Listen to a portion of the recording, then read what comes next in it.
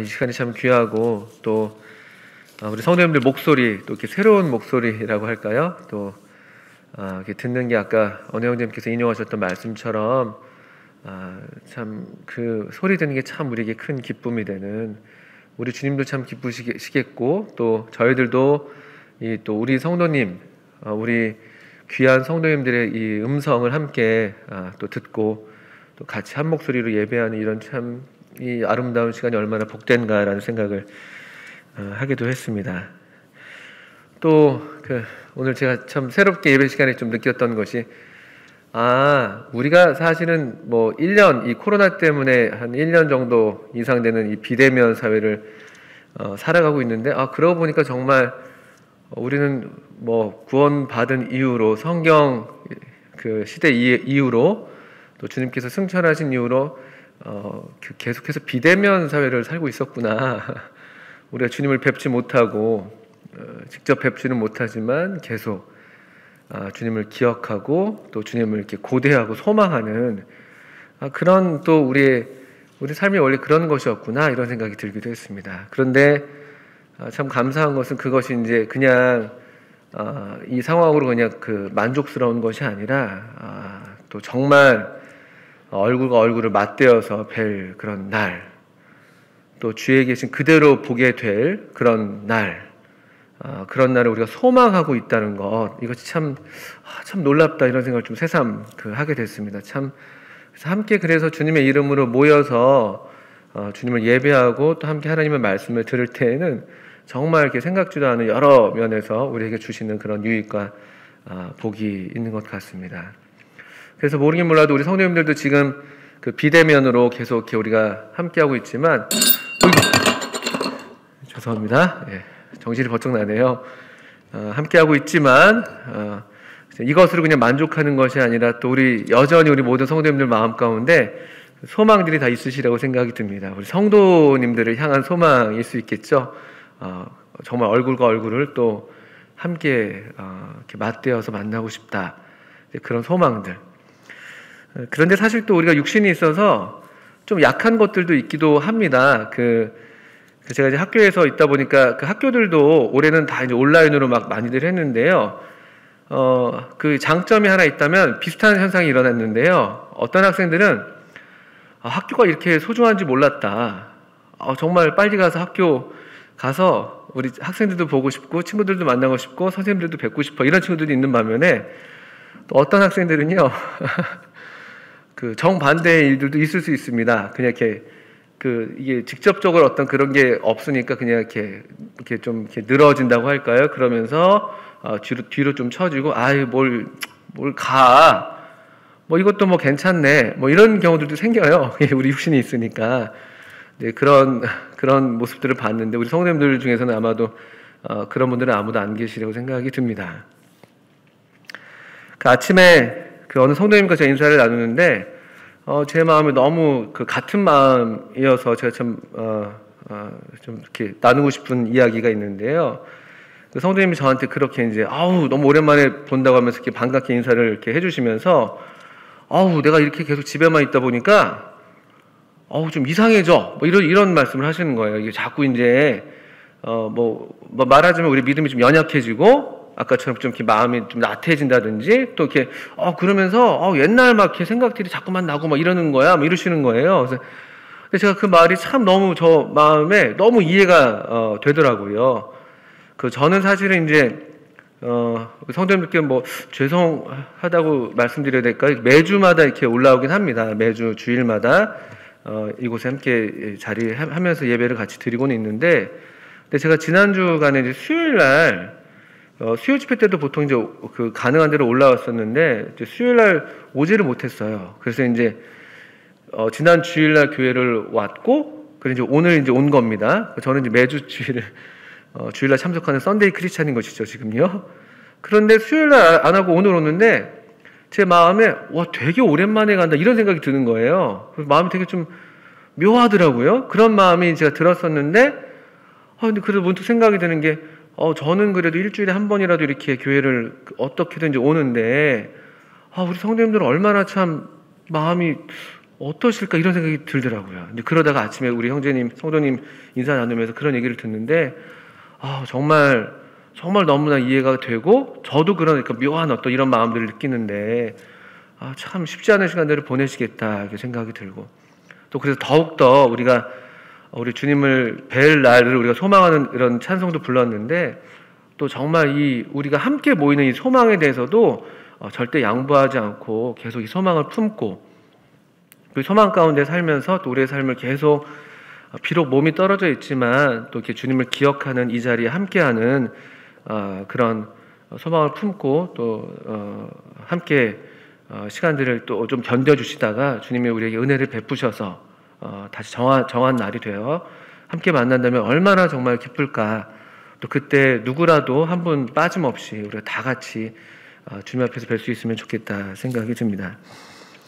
속히 우리 모든 성도님들 뵙고 또 음성들을 듣기를 원하고 그런 날이 오기를 고대합니다. 우리 함께 이사야서 45장 말씀을 좀 오늘 같이 읽겠습니다. 이사야서 45장 우리가 교회적으로 이사야서를 계속 읽고 있습니다. 아주 좀 원대하고 좀 이렇게 스케일이 큰 그런 이야기들이 계속 되고 있죠. 이스라엘을 중심으로 또 장래의 소망과 약속들을 우리 앞에 펼쳐 보이시는 그런 장들을 우리가 읽어내고 있습니다. 그 이사야서 초반부에 1장부터 36장까지던가요, 보통. 그때까지는 이제 심판에 대한 말씀들이 워낙 많이 나오죠. 35장까지 보통 그렇습니다. 그리고 36장부터 39장까지 이제 히스기야 왕의 어떤 그 이야기가 중간에 이렇게 다리 역할을 하고 이 40장부터 조금 이제 분위기가 바뀌어서 우리가 지난주에 좀 그래도 또 마음에 이런 소망이 같이 생기는 그런 말씀들을 읽어내셨을 텐데요. 위로하는 그런 말씀들, 또 우리에게 소망을 주시는, 또 하나님께서 반드시 약속하신 일들을 이루실 것이라는, 특별히 우리를 향해서, 이스라엘 백성을 향해서 하시는 1차적으로 그런 말씀입니다만 여전히 우리를 향해서도 동일하게 우리를 보배로운 백성이라고, 내 것이라고 불러주시는 그런 참 능력의 말씀들을 읽어오고 있었고요. 우리가 어제 읽었던 이사야서 45장 말씀, 먼저 한 구절을 읽겠습니다. 45장 15절 말씀입니다. 좀 흥미로운 말씀이기도 한데요. 이사야 45장 15절을 먼저 한 구절 읽겠습니다. 구원자 이스라엘의 하나님이여, 진실로 주는 스스로 숨어 계시는 하나님이시니이다. 다시 한번 읽겠습니다. 구원자 이스라엘의 하나님이여, 진실로 주는 스스로 숨어 계시는 하나님이시니이다. 이게 수수께끼 같은 말씀입니다. 이게 무슨 말씀이지? 하나님이 숨어 계신다고? 하나님은 그러면 우리에게 이렇게 자신을 나타내기를 원치 않으시는 건가? 뭐 이런 질문들을 하실 수가 있는데요. 이 말씀이 참 좀 생각해 볼 만한 그런 말씀인 것인데요. 먼저 설명을 드리자면 이 말씀에서 분명히 우리가 기억해야 될 가장 먼저 온 말씀은 하나님은 어떤 분이신가? 하나님은 구원자시다. 여러분 이 사실을 분명히 보실 수가 있으십니까? 또 이것을 믿으시나요? 하나님은 구원자 하나님이십니다. 구원자. 그리고 특별히 하나님께서 이 구약 시대에 관계하고 계셨던 특별한 언약으로 맺으셨던 이 백성 이스라엘, 하나님이 또 누구의 하나님이냐? 이스라엘의 하나님이다.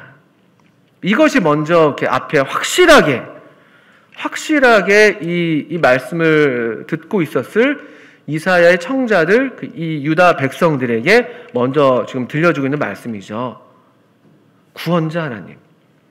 그리고 바로 이 너희들의 하나님, 너희들과 정말 이 언약의 피로 특별한 너희들을 백성으로 삼으신, 정말 보배로운 백성으로 여기시는, 너를 값주고 산 그 하나님, 너희들의 하나님, 이렇게 이제 먼저 말씀을 하십니다.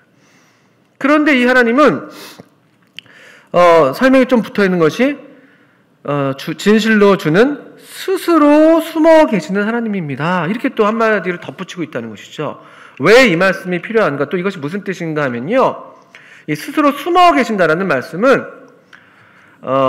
가장 좋은 이해로는 제가 분별할 때에는 하나님은 우리가 다 이해할 수 없지만, 우리가 다 이해하기는 힘들지만, 그래서 우리에게는 뭔가 다 선명하게 나타나진 않지만 뭔가 숨어 계신 것처럼 보이지만, 그러나 여전히 모든 이 역사의 이 배후에서, 모든 우리의 삶의 경험들 속에서, 모든 창조 세계의 이 배후 가운데 여전히 구원하시는 일을 하시는 그런 하나님이시다. 이렇게 이야기를 하는 것입니다.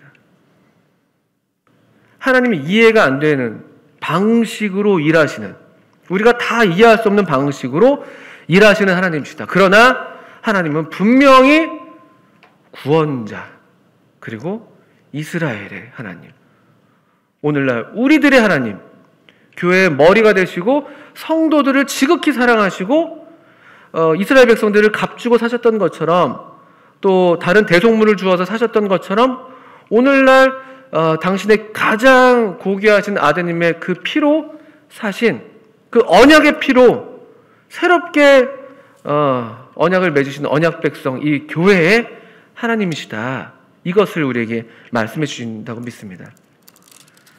실제로 이사야서 이 45장 15절이 이사야 중간 어간에 이제 위치하고 있는데요. 그럼 도대체 어떤 이야기가 있었길래 이와 같은 참 담대하면서도 또 아름다운 선언을 하는가? 45장 1절부터 8절을 보시면 고레스 왕에 대한 예언이 나와 있는 것이죠. 이 말씀 참 놀라운 말씀입니다. 우리가 지금 그냥 이렇게 읽어서 그냥 그런가 보다 싶은데, 이 이사야는 우리 주로 이제 히스기야 때 활동했던, 히스기야 앞에서부터요, 아마 므낫세 때, 므낫세에 의해서 죽임을 당한 것 같은데요. 주로 히스기야 때 활동했던 선지자입니다. 그러니까 BC 한 700년대쯤 되는 것이죠. 700년대. 근데 지금 고레스라는 이 이름, 우리가 익히 잘 알고 계실 텐데요. 이 이스라엘이 70년의 유다 백성이죠. 유다가 70년의 바벨론 포로 생활을 마치고 이제 다시 본국으로 또 예루살렘으로 돌아오게 했던, 성전을 재건하라는 명을 냈던 페르시아의 첫 왕이 되는 것이죠. 그럼 그것이 대략 BC 5세기경이거든요. 그럼 이게 한 적어도 150년의 간격을 두고 있는 예언의 말씀인 것입니다.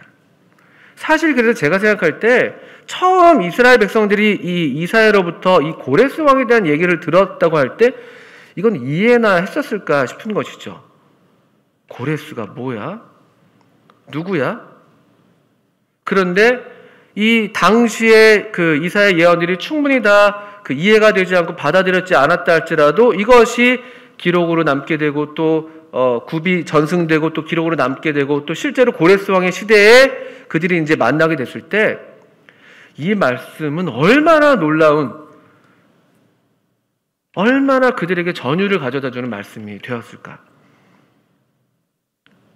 처음 독자들도, 청자들도 이것을 충분히 다 이해하지는 못했을 겁니다. 아주 신비로운 방법인 것이죠. 하나님의 예언이 그 당시에 다 이해가 되지는 않는데, 그러나 오늘날 우리가 지금 보고 있을 때에는 이것은 놀라운 예언의 성취 가운데 하나인 것이거든요. 여호와께서 1절부터 보시면 그의 기름 부음을 받은 고레스에게 이같이 말씀하시되, 내가 그의 오른손을 붙들고 그 앞에 열국을 항복하게 하며 내가 왕들의 허리를 풀어 그 앞에 문들을 열고 성문들이 닫히지 못하게 하리라. 내가 너보다 앞서가서 험한 곳을 평탄케 하며 논문을 쳐서 부수며 쇠빗장을 꺾고 너에게 흑암 중의 보화와 은밀한 곳에 숨은 재물을 주어 너희 이름을 부르는 자가 나 여호와 이스라엘 하나님 줄을 네가 알게 하리라. 고레스도 이걸 직접 이 이사야를 통해서 이 예언의 말씀이 주어졌을 때 고레스가 나기도 한 150년 전이거든요. 이건 아주 고레스도 직접 들어보지 못한 말씀일 수 있는. 그러나 이제 수년의 시간이 지난 다음에 비로소 하나님께서 고레스의 마음을 감동하시고, 또 실제로 에스라서 1장에서 보시는 것처럼 고레스가 직접 이 같은 고백을 하거든요. 하나님께서 말씀하셨다. 하나님께서 말씀. 한번 잠깐 그 말씀 보시겠습니까? 에스라서 1장을 보시면 여기 손을 넣으시고 에스라 1장에 보시면 직접 이 고레스 왕의 말이 나오고 있습니다. 1장 1절부터 보시면 바사왕 고레스 원년에 여호와께서 예레미야의 입을 통하여 하신 말씀을 이루게 하시려고 바사왕 고레스의 마음을 감동시키심에 그가 온 나라에 공포도 하고 조서도 내려 이르되, 이제 바사왕 고레스가 실제 고백하는 것이죠.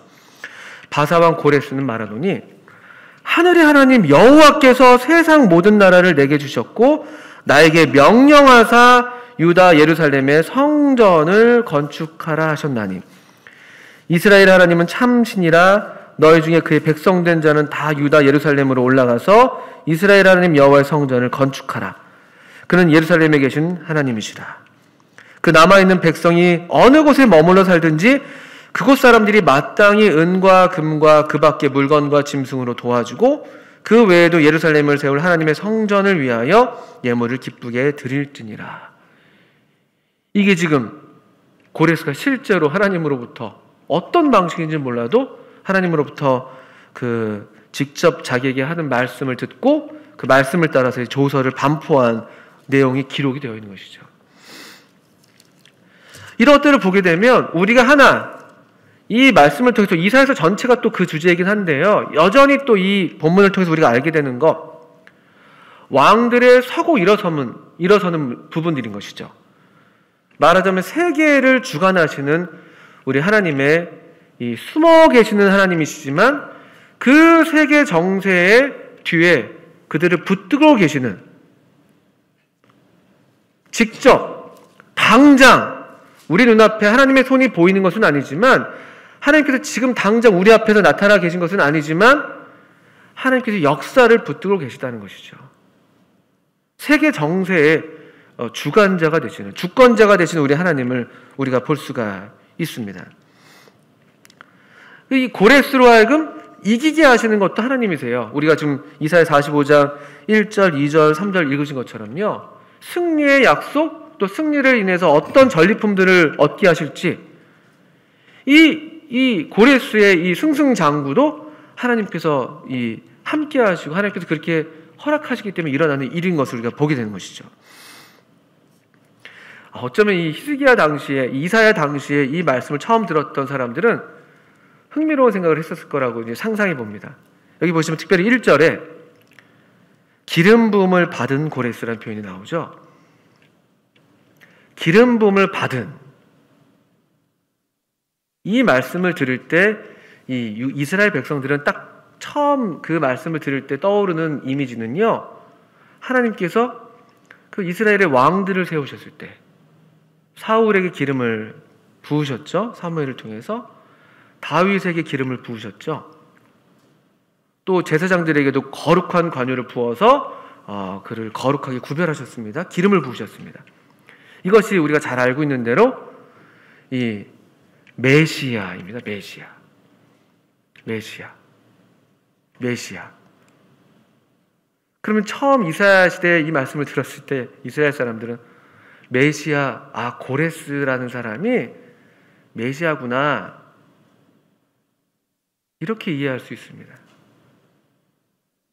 이들은 지금 메시아를 아주 고대하고 있는 그런 시대, 그런 날들을 그 당시에도 이제 얼마간 보내고 있었던 것이고, 또 이 이사야 이후로는 더더군다나 이 메시아의 오심을 기다리고 있는 백성들이었죠.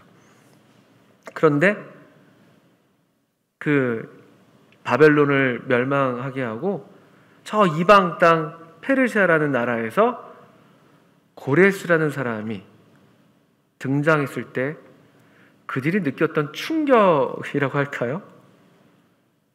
페르시아 왕이 메시아야? 이런 충격이 있을 수가 있는 것입니다. 사실은 정말 이 고레스가 메시아는 아니죠. 우리가 성경에서 또 우리가 믿는 바에 그런 의미의 메시아는 아닙니다. 그러나 메시아와 같은 그 이스라엘의 기름 부음 받은 그 왕들이 했던 것처럼 이스라엘을 자유케 하고 이스라엘로 번성하게 하고 회복하게 하는 그런 일을 하게 하는 그런 이 역할을 하는 존재. 근데 굉장한 어쨌든 충격이었을 거라고 제가 생각이 들어요. 하나님이 하시는 이 일의 방식이 알 수가 없는 거예요. 그들은 이 지금 바벨론 포로 생활을 하는 중에 우리 가운데서 전에 모세처럼 또 우리를 영도할 그런 메시아, 참된 우리의 왕이 일어나서 우리를 새롭게 우리 나라를 회복하고 건설하기를 바라고 있었을 텐데 정말 어떤 한 사람이 일어났는데 그것이 이방 왕 고레스라는 사람이었다고 할 것 같으면 이 역설적인 모습, 이게 하나님께서 일하시는 방식일 수 있다는 것입니다. 우리가 그냥 생각하는 수준에서 많은 미래학자들이 또 많은 오늘날 이게 세계 석학들이 뭐 코로나 이후를 막 합니다만 얼마간 이제 그 일일이 다 있을 수 있죠. 그러나 하나님은 이 역사를 주관하시고 미래를 운행하시는 이 모든 시간 세계를 붙들고 계시는 알파와 오메가가 되시는 처음과 나중이 되시는 이 하나님의 일하는 방식은, 하나님의 이 방식은 우리에게는 사실은 다 이해할 수가 없는 것이죠. 이게 참 놀라운 것입니다. 그러나 하나 확실한 것은 우리가 지금 보시는 것처럼 하나님이 이 모든 세계를 주관하신다. 크게는 이렇다면은 작게는 우리의 가정사도 주관하십니다. 우리의 개인사도 주관하십니다. 왜 이런 일이 어떻게 이렇게 될 수가 있어? 왜 이런 일이 일어날 수가 있어? 그런 우리가 이 현실들을 맞닥뜨리게 될 때 이 같은 진리는 여전히 그래서 우리 개인에게도 우리 개인을 붙들어주는 그런 확실한 진리가 되는 것이죠. 좀 더 읽어보겠습니다. 5절 이후를 보시면 나는 여호와라 나 외에 다른 이가 없나니 나밖에 신이 없느니라. 너는 나를 알지 못하였을지라도 나는 너의 띠를 동일 것이요 해 뜨는 곳에서든지 지는 곳에서든지 나밖에 다른 이가 없는 줄을 알게 하리라. 나는 여호와라 다른 이가 없느니라. 나는 빛도 짓고 어둠도 창조하며 나는 평안도 짓고 환난도 창조하나니 나는 여호와라 이 모든 일들을 행하는 자니라 하였노라. 하늘이여 위로부터 공의를 뿌리며 구름이여 의를 부을지어다. 땅이여 열려서 구원을 싹트게 하고 공의도 함께 움돋게 할지어다. 나 여호와가 이 일을 창조하였느니라. 제가 5절부터 8절까지 읽었는데 어떤 말씀들이 반복이 되고 있습니까? 나는 여호와라. 나는 여호와라. 나는 여호와라. 나 여호와가 나밖에 다른 이가 없다. 나밖에 다른 신이 없다. 다른 이가 없다. 이 절대 주권을 하나님께서 선언하십니다. 이것이 그리고 이스라엘 백성이 들어야 될 말씀이었고 오늘날 또 영원토록 우리가 계속해서 들어야 될 영원 세계에 계속 울려 퍼져야 될 하나님의 복음의 말씀인 것이죠. 복음 들고 산을 넘는 자들의 발이 아름다운데 그 발을 가진 메신저가 전하는 메시지는 주가 다스리신다. 주가 다스리신다. 주님이 주권자시다. 이것이 복음인 것이죠. 나 여호와다. 나밖에 다른 이가 없다. 내가 행한다. 내가 빛도 짓고 어둠도 창조한다. 나 여호와가 이 일을 창조한다. 이 놀라운 선언입니다. 스스로 숨어 계신 하나님이라고 할지라도 여전히 온 세계를 통해서 증명되고 또 선포되고 또 그것이 받아들여질 말씀, 확실한 계시가 있다면 하나님이 하나님이시다. 하나님만이 하나님이시다. 이 믿음이 이스라엘로 하여금 또 오늘날 우리 성도들로 하여금 우리로 굳게 설 수 있게 하는 믿음의 뿌리가 되는 것이죠. 세계 정세가 요동칩니다. 많은 경우에 이제 이것들을 예측해서 또 어떻게 살아남을 것인가, 어떻게 외교를 할 것인가, 또 어떻게 어떤 뭐 아이템들을 개발할 것인가, 우리가 또 어떻게 이거에 대응할 것인가에 대한 우리가 이제 실제적인 준비들도 해야 되는 것이 마땅합니다만, 그러나 그 근간이 흔들리면요 계속해서 흔들릴 수밖에 없습니다.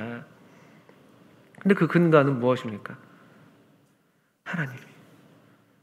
하나님이 내가 알지 못하지만 분명히 하나님께서 어떠한 확실한, 더 선하신, 더 완벽하신 그런 섭리 가운데 뜻이 있으셔서 이 일들이 일어나고 있는 것이야.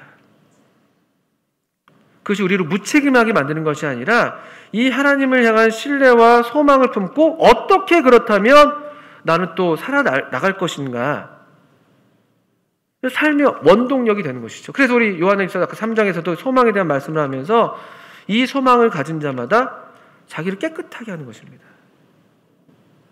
그에 계신 그대로 볼 것을 우리가 고대하면서 그 소망이 우리로 또 이 세상을 살게 하는 것이죠.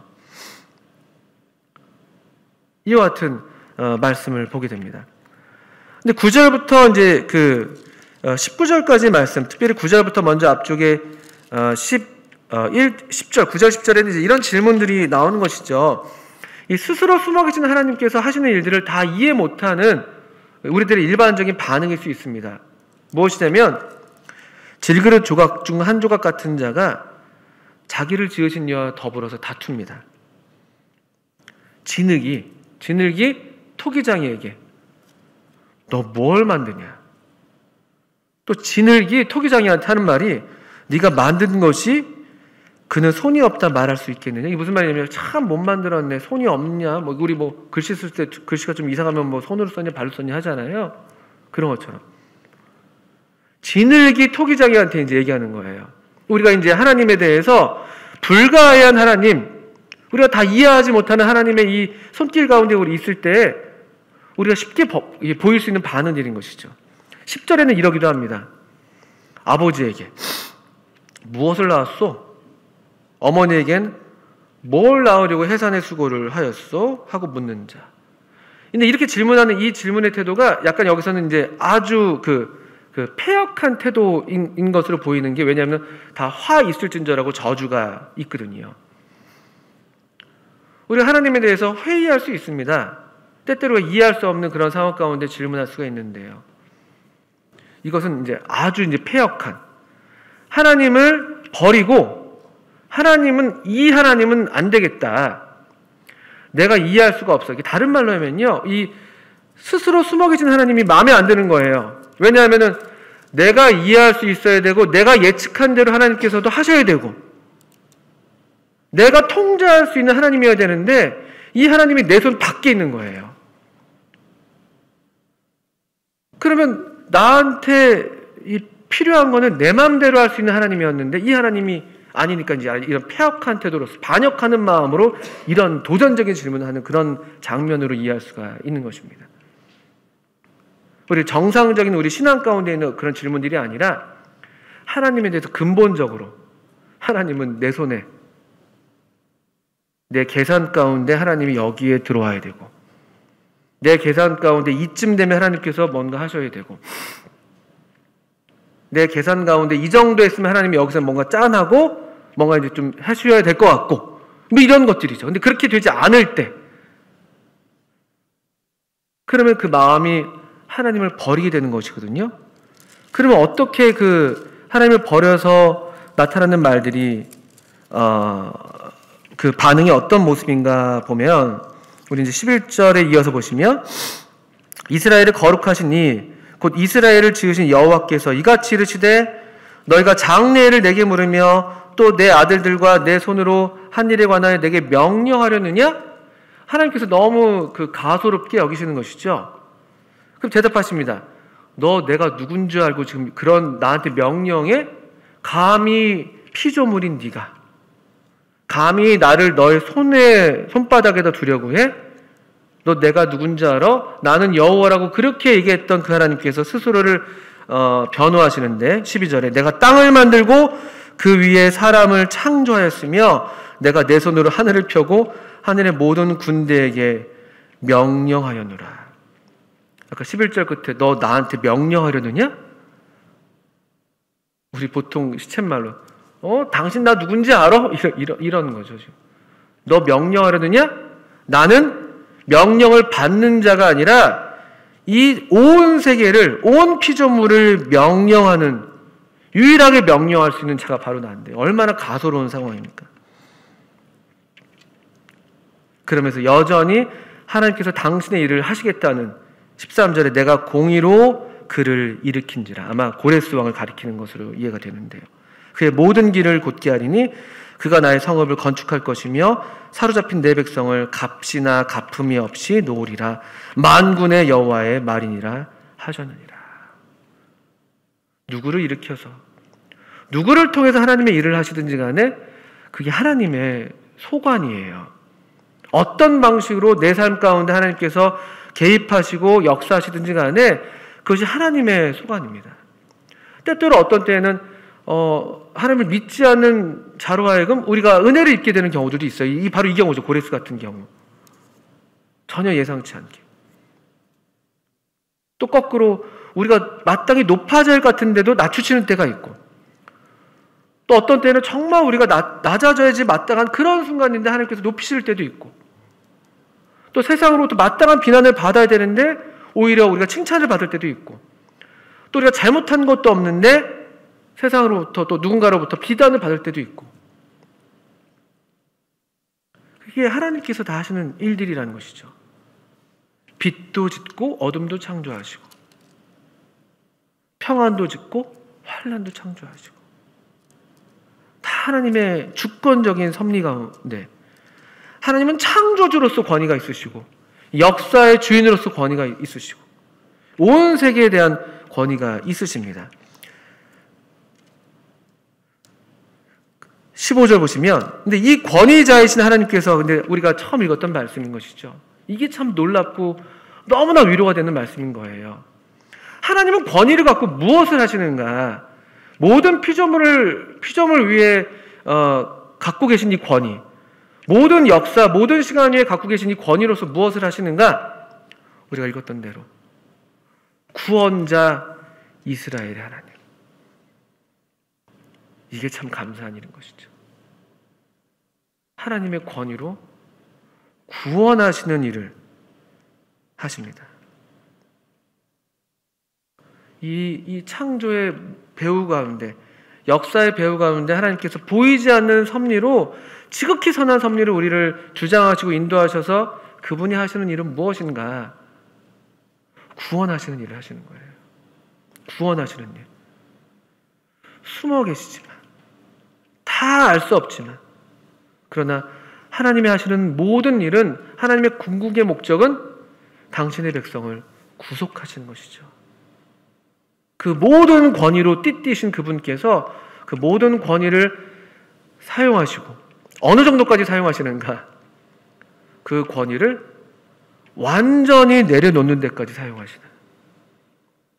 세상의 어떤 피조물도 자기 자신에게 이와 같은 권위를 행사할 수 있는 존재가 없습니다. 제가 보기에. 이게 하나님의 위대하심의 가장 위대하신 모습인 것 같아요. 이 모든 권위로 띠띠신 이 하나님께서 그 권위의 옷을, 그 권위를 완전히 내려놓으시는 것이죠. 그것이 빌립보서 2장에 잘 묘사되어 있지 않습니까? 그는 근본 하나님의 본체시나 하나님과 동등됨으로 취할 것으로 여기지 아니하시고 오히려 자기를 비워 종의 형체를 가지시고 죽기까지 복종하시고, 이것이 이 모든 권위를 가지고 계신 분께서 그 모든 권위를 사용하셔서 하셨던 최고의 일인 것이죠. 이 주권자 하나님, 이 구원을 위해서 모든 권위를 행사하실 수 있는 이 주권자 하나님에 대한 이 믿음을 저버리게 될 때 일어나는 일이 16절을 바로 이런 말씀이 바로 이어 있어요. 구원자 이스라엘 하나님이여 진실로 주는 스스로 숨어 계신 하나님이시니이다. 이렇게 말할 수 없는, 이렇게 고백할 수 없는 사람들인데 뒤틀린 마음이 어디로 향하냐면요, 16절에 우상을 만드는 것이죠. 우상은 우리가 섬기려고 우상을 만드는 게 아니에요. 로마서 1장을 보면요, 사람들이 자기를 위해서 우상을 만든다고 분명히 표현되어 있습니다. 사람은 기본적으로 무언가를 섬기도록 창조되어 있어요. 근데 그것이 하나님 아니면, 참 하나님 아니면 사실은 자기 자신입니다. 둘밖에 없어요. 그러니까 우리가 각종 우상이 있고 각종 종교가 있다 할지라도 하나님을 섬기냐 자기를 섬기냐는 것이죠. 왜 우상을 만들까요? 하나님이 내 손에 안 들어오니까. 내 통제 밖에 있는 하나님은 필요가 없는 거예요. 내가 원하는 대로 부릴 수 있는 하나님이어야 되는 것이죠. 그게 우상입니다. 그게 우상의 실체고, 그래서 우상의 본질은 우상 자체가 아니라 결국은 자기 자신인 것이죠. 자기 자신. 자기 자신. 나를 이롭게 해라. 내 계획대로 될지어다.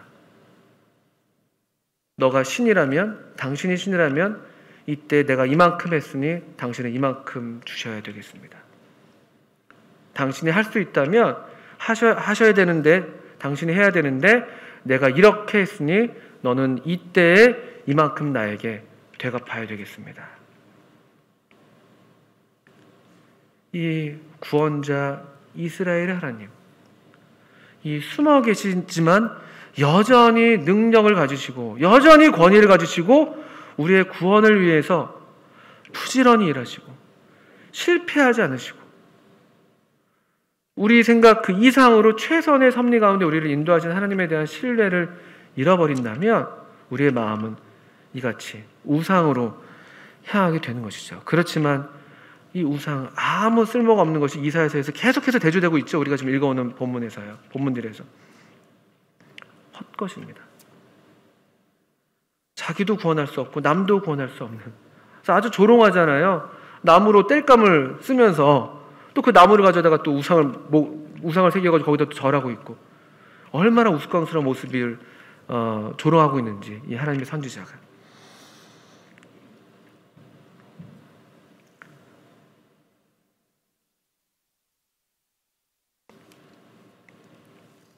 이제 20절부터 25절까지 이 구원자 이스라엘 하나님께서 말씀하시는 더 넓은 메시지가 있는데 그것은 무엇인가 하면 이제 이스라엘 향한 말씀뿐만이 아니죠. 열방 중에서 피난한 자들아 20절에 너희는 모여오라 함께 가까이 나오라 나무 우상을 가지고 다니며 구원하지 못하는 신에게 기도하는 자들은 무지한 자들이니라. 너희는 알리며 진술하고 또 함께 의논하여 보라. 이 일을 옛부터 듣게 한 자가 누구냐? 이전부터 그것을 알게 한 자가 누구냐? 나 여호와가 아니냐?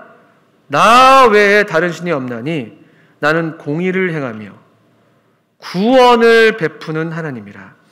나 외에 다른 이가 없느니라. 땅의 모든 끝이여 내게로 돌이켜 구원을 받으라. 나는 하나님이라. 다른 이가 없느니라.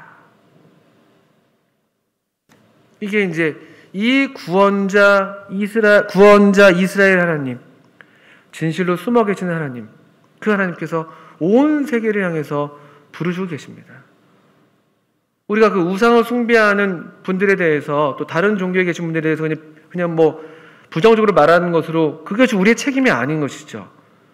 정말 우리가 이 사실을 믿고 있다면 또 그래서 우리가 이 믿음 가운데에서 우리의 삶이 소망 가운데 견고하고 흔들리지 않고 있다면 그것이 그대로 이 하나님을 증거하는 증인의 삶이 되는 것이고 또 우리가 마땅히 이와 같은 이 초청자의 역할들을 하도록 하나님께서 열방을 향해서 이와 같이 외치고 계신다고 할 것 같으면 우리 역시 이 구원을 베푸시는 하나님께 나아오라고 그렇게 우리가 이 메시지의 증인들이 되어야 되는 것이죠. 그래서 이 이스라엘을 보고 하는 말이 이스라엘을 보고 이방인들이 하는 말이 뭔가 보니까 44절 45절에 이런 말씀이 있습니다. 내게 대한 어떤 자의 말이에요. 그러니까 이 이스라엘 백성이 아닌 것 같아요. 어떤 자의 말에 아마 이 문맥에서는 이방인들이 되겠죠. 24절에 보니까 공의와 힘은 여호와께만 있구나. 사람들이 그에게로 나아갈 것이라. 무릇 그에게 노하는 자는 부끄러움을 당하리라. 그러나 이스라엘 자손은 다 여호와로 말미암아 의롭다함을 얻고 자랑하리라 하느니라. 와, 어떤 자가 하는 말이, 와, 정말 공의와 능력은 힘은 여호와께 있구나. 와, 또 이스라엘 자손은 여호와로 말미암아 의롭다함을 얻고 자랑하는구나. 이런 고백들이 있게 되는 그런 장면으로 좀 이 장이 마무리가 되고 있는 것이죠. 그러니까 결국 어떻게 우리가 증인의 삶을 살게 되는가, 실제로 이사야서에서 바로 앞에 보시면 44장, 43장 보시면 우리 이 이스라엘 백성을 하나님께서 증인으로 부르셨다는 말씀들을 많이 하세요. 44장 8절 같은 말씀도 보실까요? 너희는 두려워하지 말며 겁내지 말라. 내가 예로부터 너에게 듣게 하지 아니하였느냐? 알리지 아니하였느냐? 너희는 나의 증인이라. 나 외에 신이 있겠느냐? 또 이사야 43장에도 그렇죠. 43장 10절 같은 말씀에도 우리가 읽었던 말씀입니다. 나 여호와가 말하노라. 너희는 나의 증인, 나의 종으로 택함을 입었나니. 자, 그 다음, 이는 너희가 나를 알고 믿으며 내가 그인 줄 깨닫게 하려 함이라. 11절, 나 곧 나는 여호와라. 나 외에 구원자가 없느니라. 내가 알려주었으며 구원하였으며 보였고 너희 중에 다른 신이 없었나니 그러므로 너희는 나의 증인이요 나는 하나님이니라. 여호와의 말씀이니라. 어떻게 우리가 이런 확실한 증인의 삶을 살 수 있을 것인가? 바로 이 구원자 이스라엘 하나님을 굳게 믿는 그 믿음의 삶 아니겠습니까?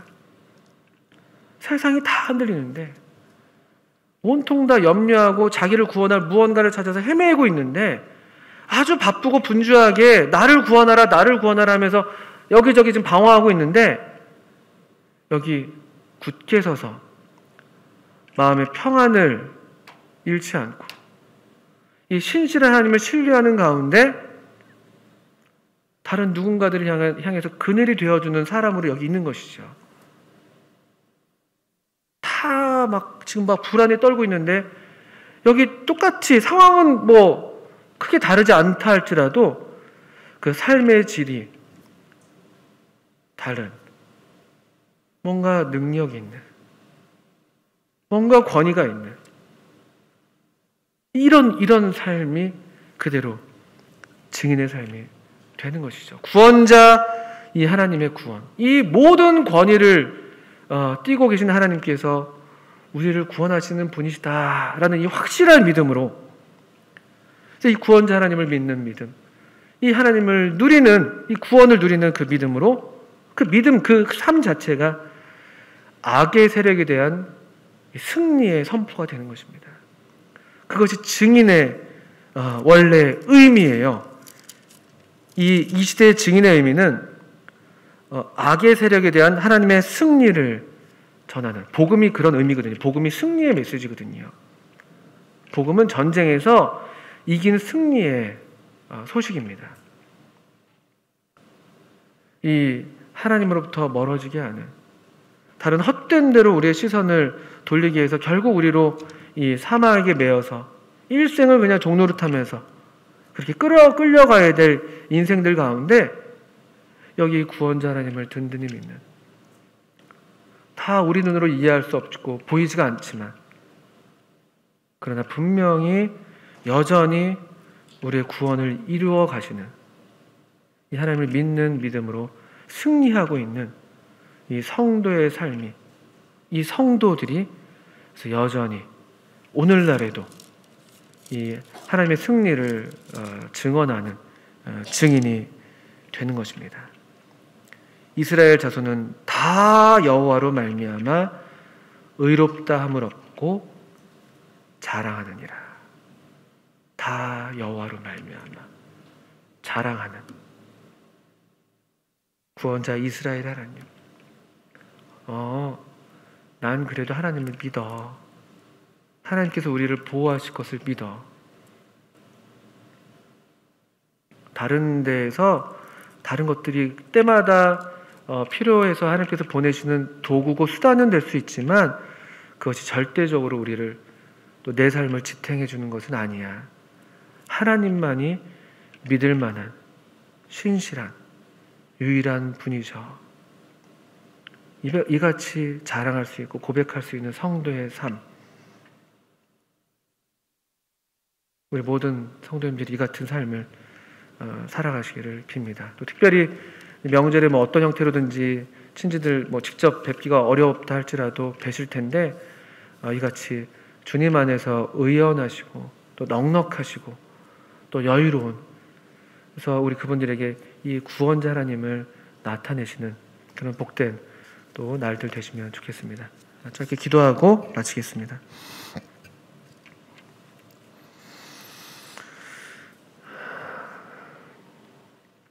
하나님 아버지, 참 모든 이름에 뛰어나신 우리 주님, 또 모든 무릎이 마땅히 그 이름 앞에 무릎을 꿇어야 하는데 이 하나님의 주권을 부정하고 빼앗아가는 이 악한 시대 가운데 여전히 우리들을 하나님의 증인으로 부르시고 하나님의 무한하신 권위로 오늘날에도 우리가 다 이해할 수 없고 다 보이지 않아도 우리의 구원을 위해서 일하시는 숨어 계신 하나님을 저희들이 믿음의 눈으로 바라고 더욱 주님을 신뢰하기를 원합니다. 우리 성도님들 또 저 자신의 삶을 붙들어 주시고 또 우리들 믿음 없는 것을 불쌍히 여겨주셔서 우리를 도와주시고 또 그래서 우리로 다시 하나님으로 말미암아 자랑하는 그런 참 우리 주님의 승리를 살아가는, 우리 승리를 나타내는 그런 증인의 삶으로 계속 우리를 불러주시기를 기도합니다. 허락하신 말씀을 감사드리며 예수님의 이름으로 기도합니다. 아멘. 네, 감사합니다.